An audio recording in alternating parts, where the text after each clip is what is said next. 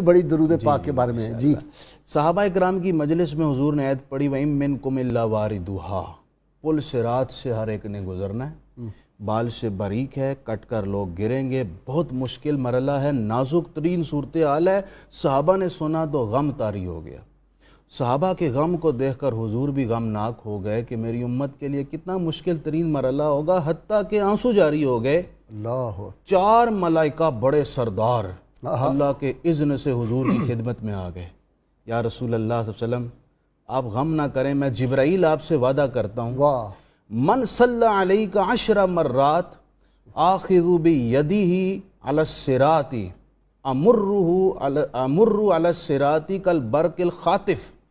یا رسول اللہ، آپ کی امت میں سے جس نے 10 مرتبہ آپ پر درود پڑھا، میرا وعدہ ہے میں اس کا ہاتھ پکڑوں گا اور تیز بجلی کی طرح، بجلی کی چمک کی طرح میں پل صراط سے اسے پار کرا دوں۔ سبحان اللہ سبحان اللہ۔ حضرت اسرافیل علیہ السلام، میکائیل علیہ السلام عرض کرنے لگے یا رسول اللہ، جس نے آپ پر 10 مرتبہ درود پڑھا، میں آپ کے حوض کوثر سے اپنے ہاتھ سے اس کو ایسا پیالہ پلاؤں گا کبھی پیاسا نہیں ہوگا۔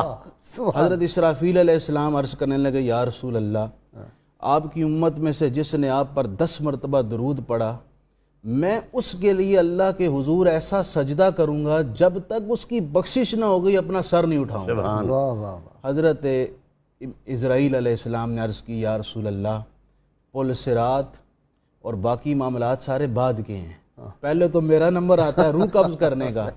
جس نے آپ پر درود پاک پڑھا، اقبضوا روحہ کارواح الانبیاء، میں آپ کے اس امتی کی روح اس طرح قبض کروں گا جیسے میں نبیوں کی ارواح قبض کروں۔ اللہ